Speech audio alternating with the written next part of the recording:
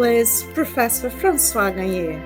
Professor François Gagné is a native French-speaking, born in Montreal, Canada. He was professor of psychology at Université du Québec at Montreal. The National Association for Gifted Children recognized his differentiated model of giftedness and talent, DMGT, as one of the most important theoretical conceptions of talent and giftedness. Even though he has been retired from his professorship since 2001, Professor François Gagné keeps up writing international publishing. His last book, published in 2020, is called Differentiating Giftedness from Talent, the DMGT Perspective on Talent Development. It explores the origins, development, and applications of his model. Among the many awards he received, the last ones were the International Award for Research in 2021 from the World Council for Gifted and Talented Children, and the Lifetime Achievement Award in 2022 from the Men's Education and Research Foundation. In Brazil, his ideas have been applied in CREaD, that stands for Centro para Desenvolvimento do Potencial e Talento, a center founded by Professor Zenita Gunter in 1993 in the city of Lavras, in Minas Gerais. Today, Professor François Gagné is going to present his own ideas about the DMGT to us in two parts. The first part is theoretical. He will focus on DMGT as a unique conceptual model. The second one is about its practical implications. Professor François Gagné, my name is Tânia Viana from Brazil.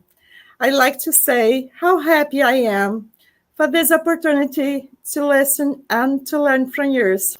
I want to say this is a precious moment. I understand French is your first language. Is it right? Yeah. So, je vous souhaite la bienvenue. Merci beaucoup. You should know you are always welcome in Brazil. Your work with talent and giftedness means a lot to us, and you have a special place in our hearts. Thank you. Greetings from French-speaking Montreal in Canada. The title of my presentation, as you can see, announces a legacy. Indeed, I have reached the venerable age of 84 years, and I've been involved for more than 45 years in the field of talent development, commonly, but incorrectly called gifted education. Thus, I am well aware that my professional career is coming to an end. This presentation aims to pinpoint some of the main ideas that I have fought for during that period of almost 5 decades. I selected 10 themes most important to my heart, just enough to maintain a slow pace through the next 50 minutes with you. The first 4 slides, focus on the DMGT, Modelo Diferencial de Dotación y Talento, just the theory of talent development that has brought me international eminence. By the way, let me point out that I disagree with your use of Superdotação and Superdotado as translations for giftedness and gifted respectively. In English, we do not say super gifted or super giftedness. We just say gifted and giftedness. So the translation should be just dotação and dotado. Now, back to my point. The more practical second half would address the modalities of effective academic talent development programs. You can see that I'm not talking about giftedness program, but academic talent development programs. I discuss all these themes in more detail in a recently published book entitled Differentiating Giftedness from Talent. It is available on the Amazon website. I consider this volume as the synthesis, the Bible of my professional productivity. Let's start with the theoretical framework, the DMGT. The most important word is differentiating, and this concept will be the subject of my first theme. I chose talent development as my field of study in the late 1970s. Well, probably before a majority of you were born. As I read the work of major thinkers in the field, I quickly discovered that I was entering a chaotic world. Here are some examples. First of all, I noticed the multiplicity of definitions for the term giftedness. This concept was really a catch-all. I also observed that most scholars in gifted education ignored the term talent in their professional writings. The terms giftedness and gifted monopolized the terminology. It was gifted everywhere. Thirdly, scholars use the term giftedness to represent at the same time two things: high intellectual potential and high academic achievement.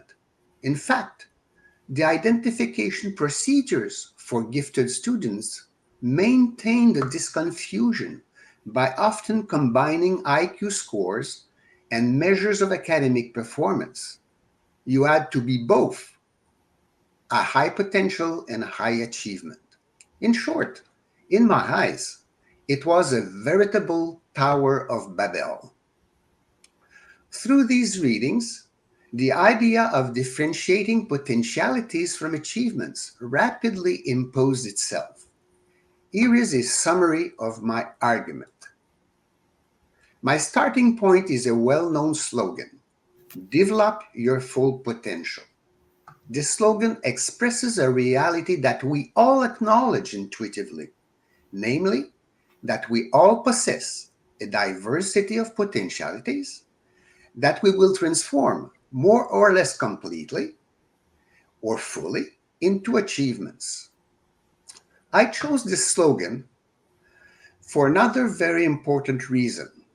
In its Universal Declaration of the Rights of the Child, the United Nations chose this message to identify the primary mission of educational institutions.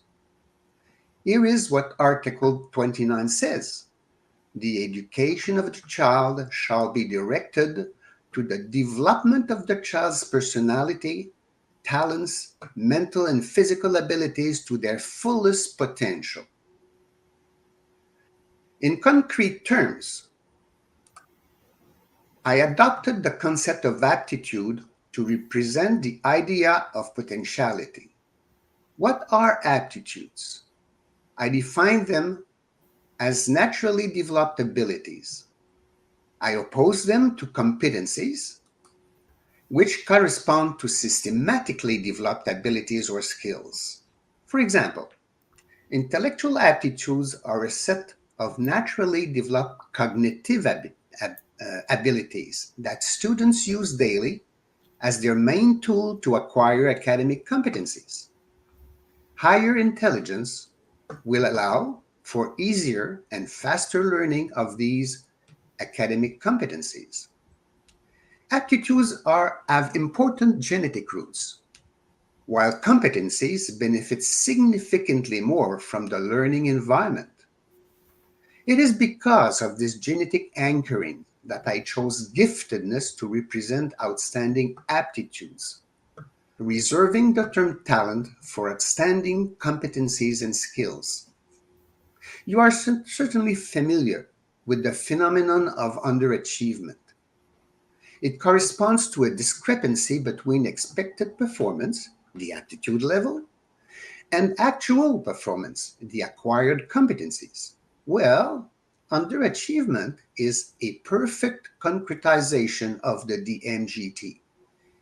It represents giftedness without talent. Now let me show you the visual summarization of the DMGT. This is the version I use in the Southern Hemisphere just where Brazilian Fortaleza is situated. But maybe you are more accustomed to the one I use in the Northern Hemisphere. Here it is. First note the two differentiating poles, the aptitudes component on the left and the competencies component on the right. These two poles anchor a central component, the developmental process, through which students transform their aptitudes into competencies. These three components of the DNGT form the basic trio of the developmental dynamic. Developing one's full potential means maximizing the effectiveness of the learning process. In the case of academic talents, at right, the relevant aptitudes essentially belong to the intellectual domain at left. The DNGT has two additional components, intrapersonal and environmental catalysts, in the center, which I will introduce a bit later.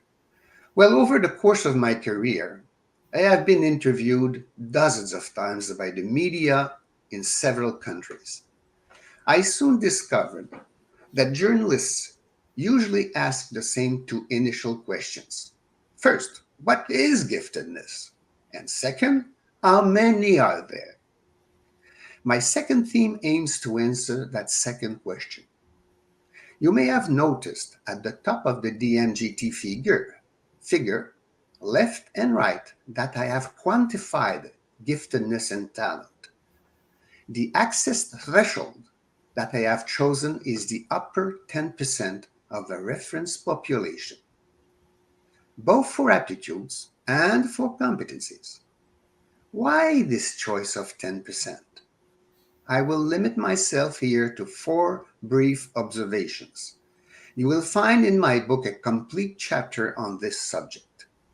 First, prevalence of gifted and talented is a subject that my colleagues largely leave aside. I really am the only one in gifted education to discuss it in detail.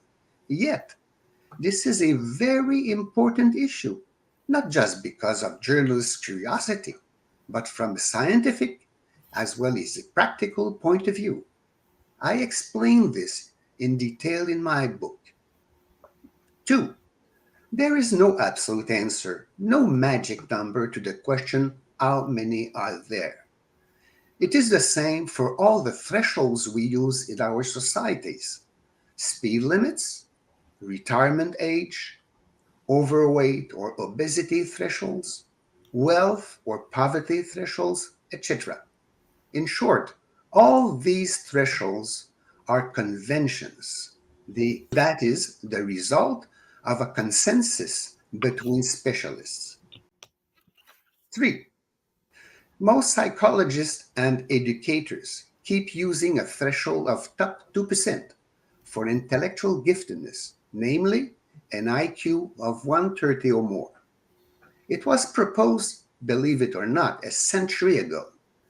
I believe the time has come in talent development to question the elitism of this threshold, which relegates 98% of the population to oblivion. Ask yourself, are young people who learn easily and quickly really so few in number? I don't believe so. 4. It is precisely in reaction to this elitism that I have chosen a 4-tier system called MB for metric-based, with a minimum entry threshold of top 10%.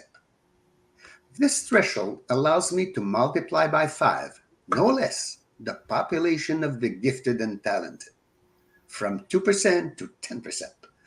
The other 3 levels are respectively top 1%, very gifted or talented. In Brazilian Portuguese, I would say, superdotado, and the top 1 in 1,000, exceptionally gifted or talented, and finally, the top 1 in 10,000, extremely gifted or talented. This system is simple, it is clear, and above all, I believe it is generous.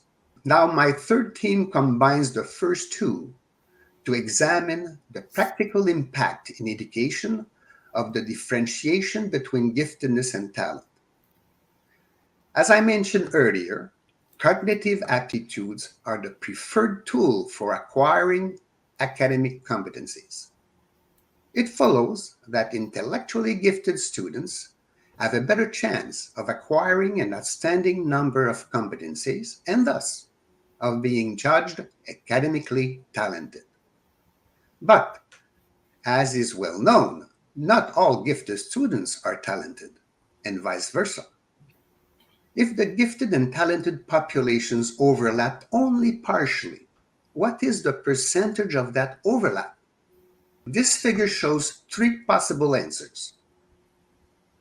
Let's look at it more closely. The blue circles at the top represent the intellectually gifted group in an average school, which I labeled GI, gifted intellectually. They belong to the top 10% in terms of their IQ, which is a very good measure of intellectual aptitudes. The red circles at the bottom represent the top 10% in terms of academic achievement. Those I call academically talented. Together, the two circles represent the total population of gifted or talented students, blue gifted and talented red. The violet zone in the middle represents the subgroup of gifted and talented students simultaneously. So recall my question about the percentage of overlap. Here it is again.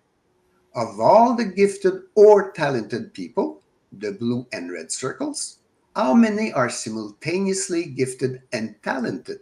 The purple zone. This figure illustrates three possibilities. 20% at left, 50% in the middle, 70% at right. Well, because of the strong correlation between IQ scores and school achievement, most educators spontaneously choose the 70% at right. They believe that most gifted students are also talented. But that is wrong. Indeed, research has shown that the real answer is 20%, not even 50, 20% at left. In my book, I discuss this surprising result in detail, but try not to forget it. So, let's look at it more closely, that answer of 20%. Keep in mind that these two circles represent the total population of gifted and or talented students. As you can see, 40% of them are gifted but not talented. Their achievements are below the top 10% threshold. Another 40% belongs to the talented group, but their cognitive aptitudes put them below the giftedness threshold of top 10%. Thus, only the 20% purple subgroup of these gifted or talented students can be at the same time labeled gifted and talented. These figures confirm the importance of differentiating between giftedness and talent. They overlap much less than is commonly thought. Well, I could say much more about this differentiation, but time forces me to move My fourth theme is the dynamics of talent development. And I will introduce it with a question. Why is there so little overlap between cognitive aptitudes and academic performance? Well, the answer is very simple. And the DNGT figure illustrates it very well. Individual differences in academic competencies at right result from the combined influence of four groups of causal factors. First, cognitive aptitudes, component G at left, a long-term learning process, component D at the center bottom, and the constant influence, sometimes positive and sometimes negative, of two groups of catalysts, intrapersonal and environmental influences components E and I in the middle top. Note the arrows indicating these influences on the developmental process. These four causal agents play different roles. Aptitudes serve as both the tools and the building blocks. Here, cognitive aptitudes enable the acquisition of the knowledge and skills specific to the various school subjects. Then, component D thus becomes the mediating agent in the transformation of aptitudes into competencies or of gifts into talents. Its main subcomponent, if you look at the bottom center, is investment, DI, namely engagement in the learning tasks in the form of attention, concentration, effort, resilience, and so forth. The I and E catalysts in the middle of the figure directly influence the developmental process and consequently the quantity and the quality of learning. For example, a number of personal characteristics can influence the degree to which students are engaged in their studies, such as, well, their fluctuating level of interest for the various subject matters, or the presence of personality disorders, or the level of tenacity when facing obstacles, or their degree of autonomy, or their level of determination to bring their projects to full completion, and so on. There are many of them. At the environmental level, the quality and pace of teaching, the classroom climate, the parental support, and many other factors will help or hinder academic progress. Time does not permit me to explore these dynamics in greater detail, but my book devotes 4 chapters to them. I hope that despite this brief overview, you will realize the multiplicity and complexity of the developmental scenarios generated by these 5 components, with their 20 or so subcomponents and their countless facets. So this has led me to summarize talent development as follows. Each talent results from unique and complex choreographies involving a multitude of interactions between all components and subcomponents of the DMGT. So keep in mind that this sentence implies that all talents are equally valid regardless of the choreography followed. That is, even if this choreography does not include the presence of giftedness.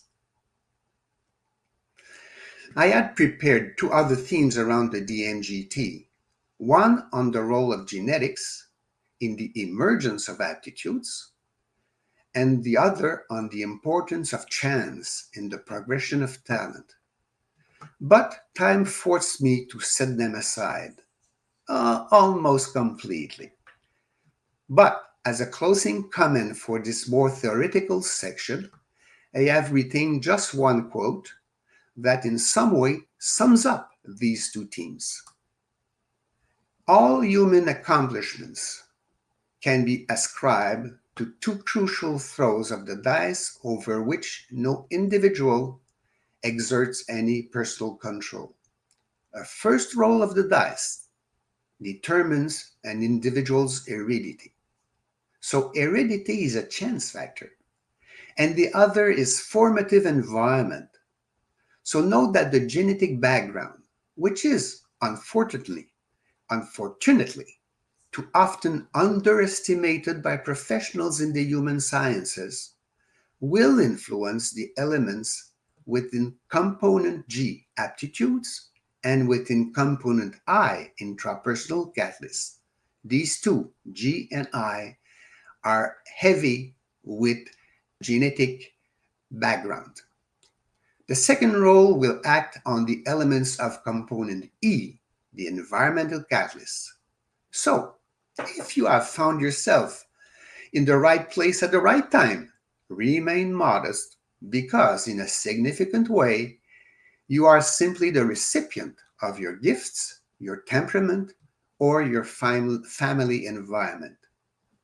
This concludes the first part of my talk. Now we get into the second part of this presentation, the applied part.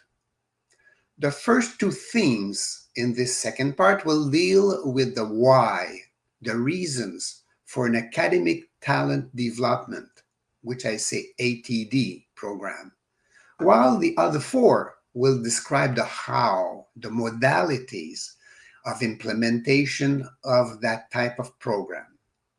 I have chosen as my opening theme the first and the most important law of learning. Well, imagine any cohort of young students entering first grade. As you observe their school learning over the following months and years, you will observe two phenomena. First, all these pupils will progress in their mastery of the contents, meaning that the competencies of the group as a whole will grow fairly steadily from month to month and year after year. In fact, school curricula have been designed to adjust more or less to the learning pace of average students, whatever that means. Secondly, individual students will progress at different paces, some of them a little or a lot slower than average, and others a little or a lot faster than average. In short, there are very few truly average students, not many of them. It is this dual phenomenon of group growth accompanied by significant individual differences that many researchers refer to as the first law of learning. Others call it the fan spread effect. This figure illustrates the fan spread effect. It shows school years horizontally and curriculum years vertically. First, the blue diagonal confirms the cohort's steady progression, one curriculum year for each year of schooling. After 8 years, most students have mastered, at least to some extent, the 8 years of their local curriculum.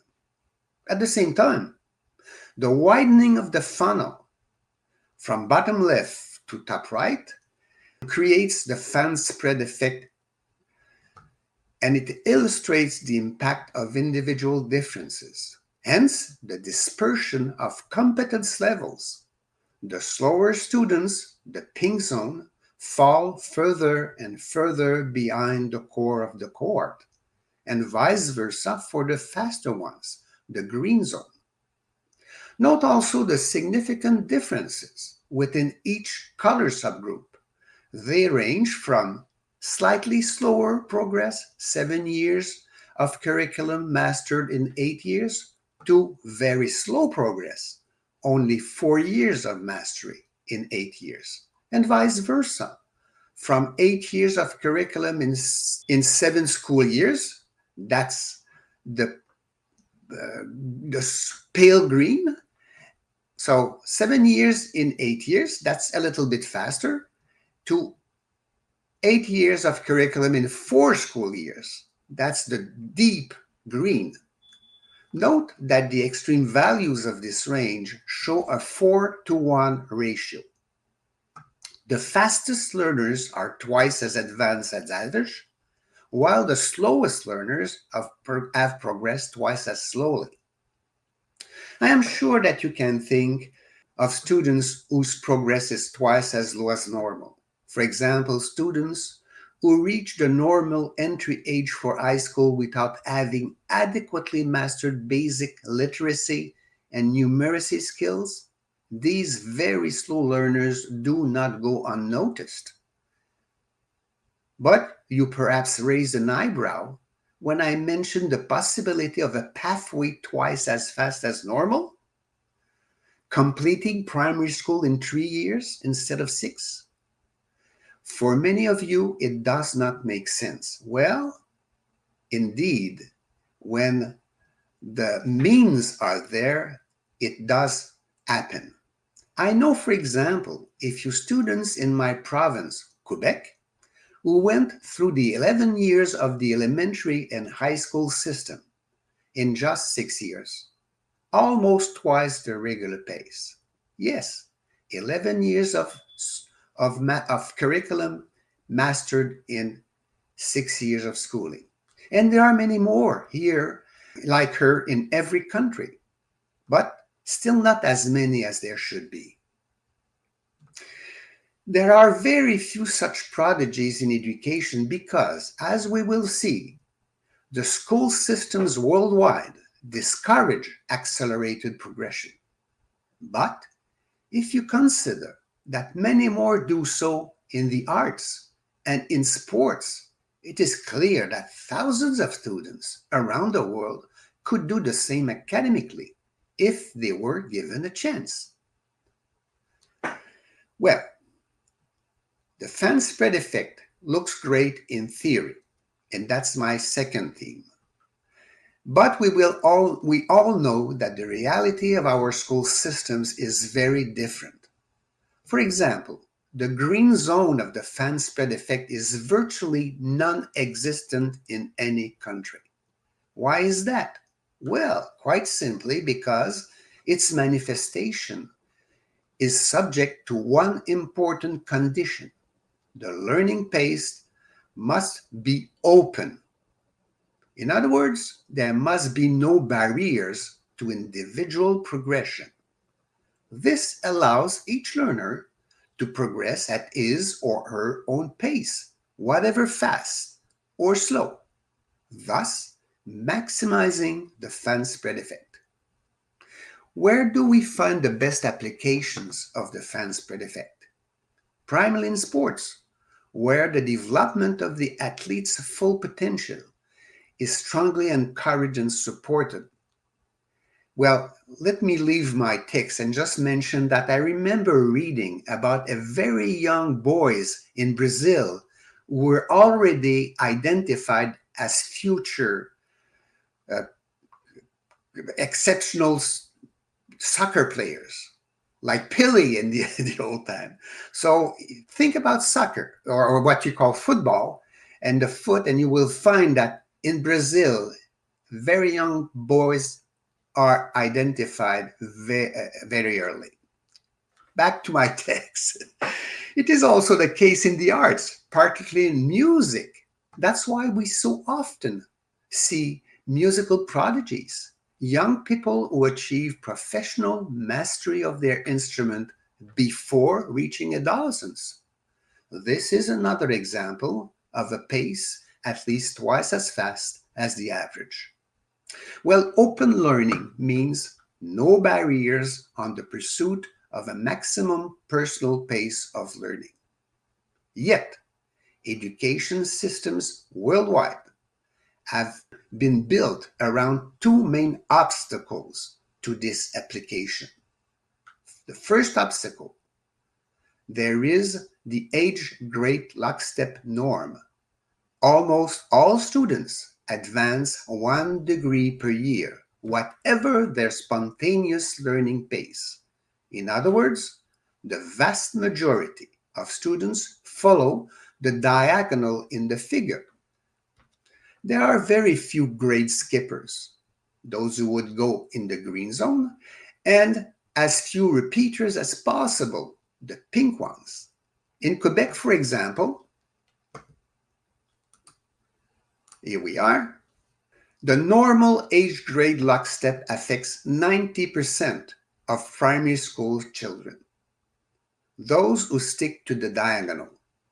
And the remaining 10% is mostly made of repeaters. As for accelerants, most of the students in this meager 1% owe their advance to the Quebec program for early entry to school at age 5 or 6. In summary, the fan spread effect especially in its green part, is virtually non-existent. And yet, many thinkers, starting with Aristotle, have stated unequivocally there is no greater injustice than to treat unequal individuals equally. Now, the age grade lockstep is compounded by the pace adopted by teachers in their classrooms. According to some US studies mentioned in my book, teachers mainly adjust their pace to students performing at around the 40th percentile, clearly below the group average. Why this slow pace? Well, it is to ensure the success, or should I say the lockstep progression, of as many students as possible. So what happens to the students in the green zone? Those whose learning pace is well above this average? Well, I'm not just talking about the top 10% talented, but about the 20 to 30% of students who achieve well above average. This significant minority spends a large part of their time in class twiddling their thumbs. And what's more, they will waste even more time since they will only progress by one grade the following year. The absence of a true fan spread effect in educational systems around the world in no way signifies a lack of above average competencies. Rather, it means that our school systems do not offer learning conditions that are likely to create challenges and stimulate the students' motivation and volition. In so doing, they completely fall in their fundamental mission, which is to enable all their students to develop their full potential. Unfortunately, it's the talented students, those who make up our target clientele, who are the main victims. What a sad observation. In conclusion, if there is one fact that perfectly clarifies the why of an ATD, Academic Talent Development Program, it is not only this increasing spread of academic competencies over the months and years in all cohorts of students, but above all, the almost exclusive focus of teachers' interventions on students in the pink zone. So how can we correct this profound iniquity against talented students who are prevented from developing their full potential?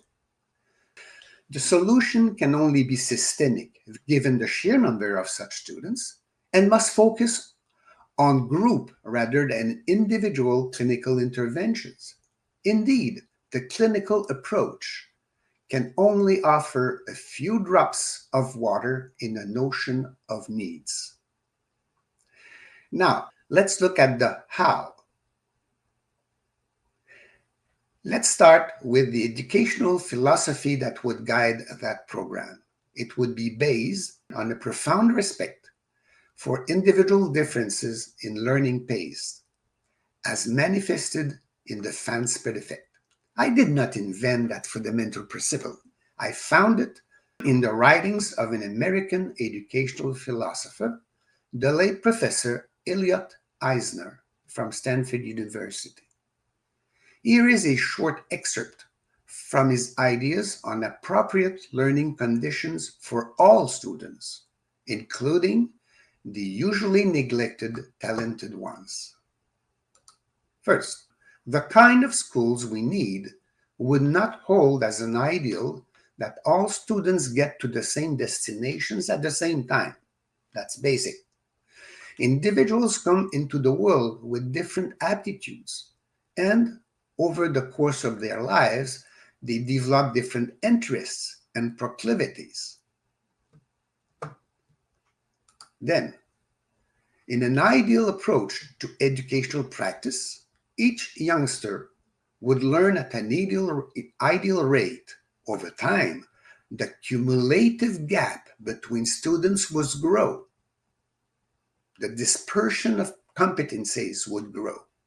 Students would travel at their optimum rates, and some would go faster than others in different areas of work. In this short extract, we have a clear description of a fan spread effect perfectly applied to all learners, both the slopings and the fast greens. Let us now focus on our special group of talented students.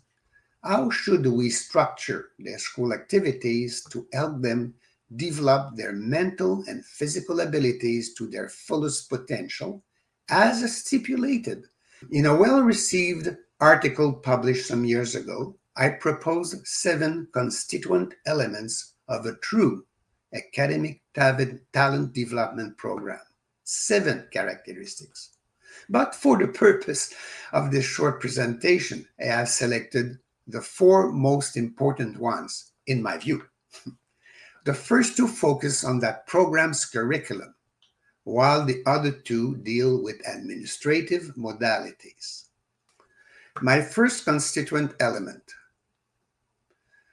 is the keystone of this program. It targets the enrichment of the curriculum. I am talking here about the regular curriculum offered by any local school system. The concept of enrichment is similar to the fashionable and also more politically correct concept of curriculum differentiation, very popular word.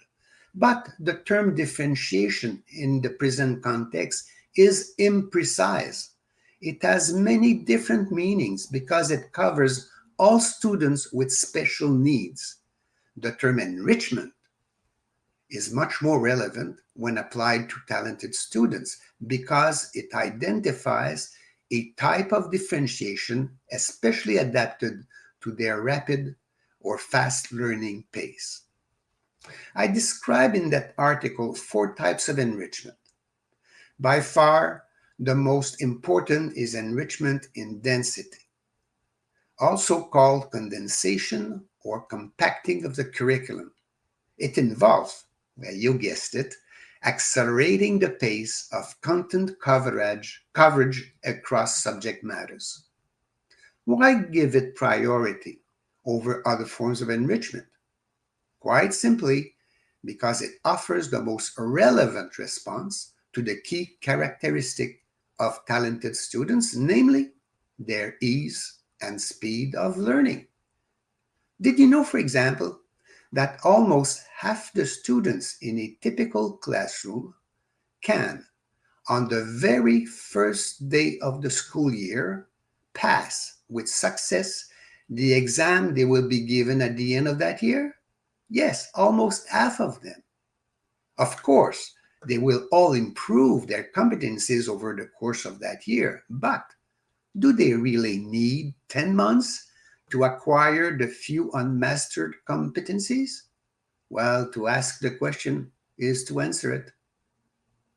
And let me add that enrichment in density helps to correct the most acute problem that these students experience: the daily boredom caused by a teaching pace that is clearly too slow for them. Numerous evaluation studies have clearly demonstrated this sad phenomenon. The second constituent element flows directly from the first. It is based on the fact that talented students do not demonstrate their rapid learning pace episodically. No, they show it every single day. Therefore, appropriate enrichment must provide intellectual challenges on a daily basis in all subjects taught. The concept of proximal zone of development, proposed 50 years ago by Lev Vygotsky, aptly reflects this necessity to keep students' learning pace at the cutting edge of their aptitudes and interests.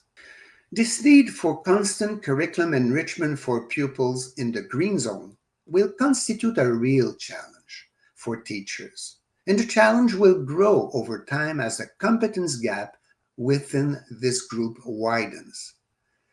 And yet, this is a sine qua non condition for the full development of the students' potentialities. Indeed, a wide range within the green zone will be the best proof that the school system has achieved its mission of developing the full potential of its students. I will say it again. A wide range within the green zone will be the best proof that the school system has achieved its mission of developing the full potential of its students, especially its talented students. The challenge is quite different in the case of the slower students in the pink zone. Well, their difficult progress, often combined with behavioral problems, forces teachers to prioritize their needs. In other words, school systems consider far more important to minimize the size of the range within the pink zone than to increase it in the green zone. Because of the pressure on teachers to minimize these students' failure, this is a very understandable decision. An ethical one. Anyway, it will be said, the talented students will manage very well anyway.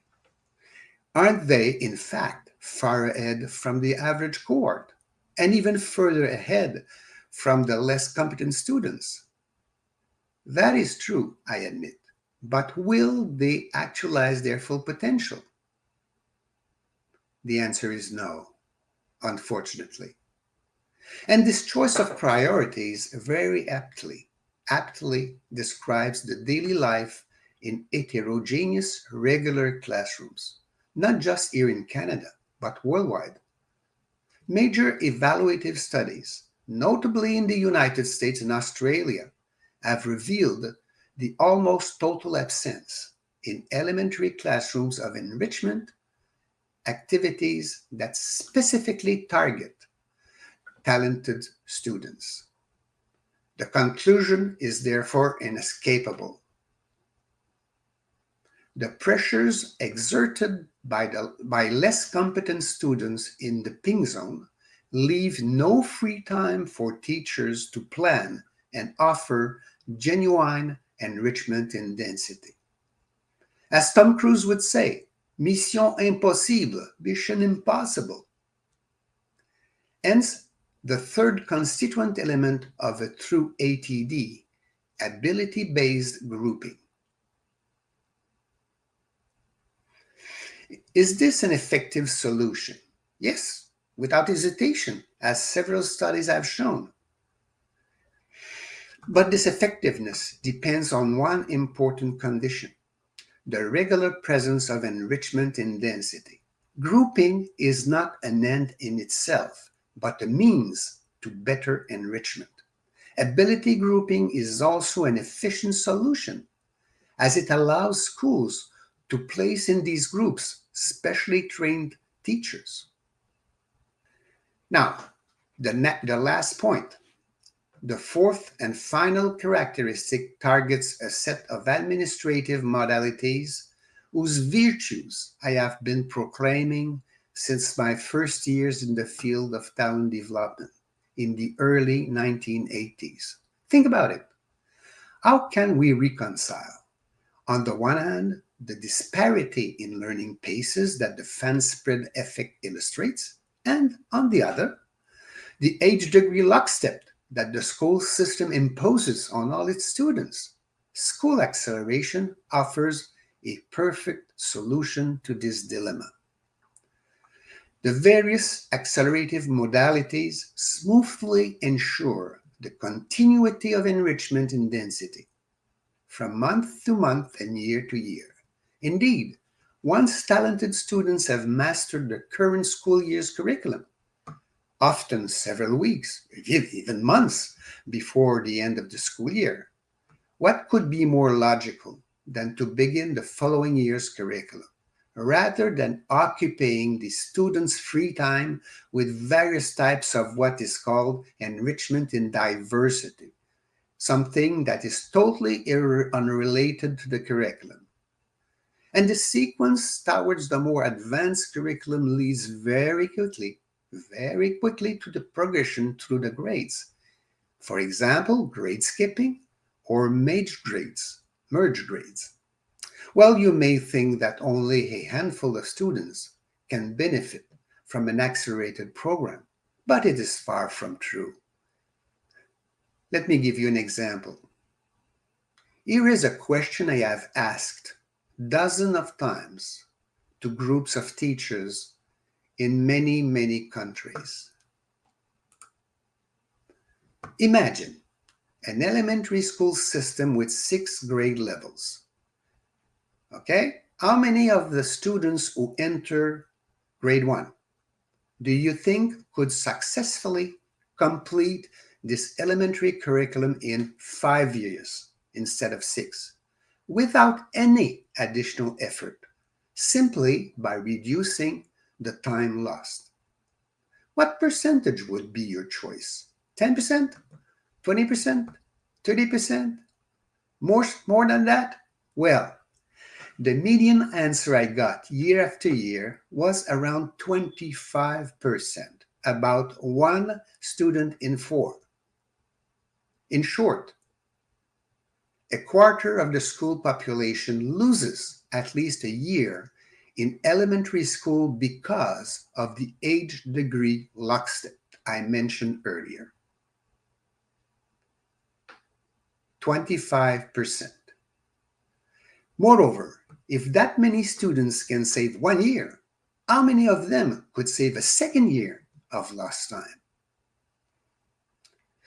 Unfortunately, most accelerating measures meet with strong resistance from a majority of administrators, teachers, and even some parents. They ignore or refuse to accept the overwhelming scientific evidence in favor of all forms of accelerated enrichment. Professor Borland elegantly summed this conundrum when he asserted, read closely, acceleration is one of the strangest phenomena in the field of education. I can think of no other issue in which there is such a gap between what research has revealed and what most practitioners believe. The research on acceleration is so uniformly positive, the benefits of appropriate acceleration so unequivocal, that it is difficult to see how an educator could oppose it. Visit my website and you will find several downloadable documents on this little known gem. Now let me conclude this presentation with 9 testamentary bequests in the form of recommendations. Number 1, aim to develop the full potential of every student. Always keep in mind that it is the fundamental mission of every educational system. 2, distinguish giftedness from talent. Remember that gifted and talented people make up, at best, only 20% of the population of gifted or talented people. 3, avoid the elitism of the top 2%. In our schools, many more young students than a meager 2% achieve excellence and demonstrate a need for faster progression than average. 4, focus on talent. The science is clear. Excellence in current accomplishments is the best predictor of future success. 5, integrate all components. Between them, components D, I, and E in the model exert a greater causal influence on talent than giftedness alone. 6. Maximize the fan spread effect, the regular progression of the group and the growth of individual differences sums up the first and most important law of all learning. The expansion of the fan spread effect is the best indicator of the maximum development of each learner's potential. 7. Prioritize enrichment in density.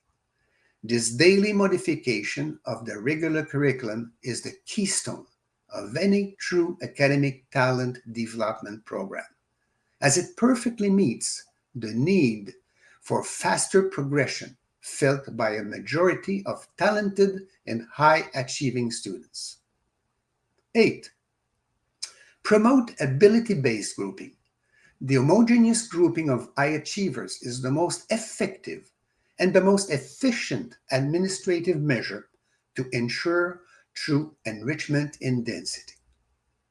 9. Implement academic acceleration. This underrated administrative gem ensures the continuity of enrichment in density across all grade levels. Sincero obrigado pela sua atenção. That's great. You speak Portuguese. Professor François Gagné, we spent such a good time listening to you, learning from your ideas about your legacy, the DMGT.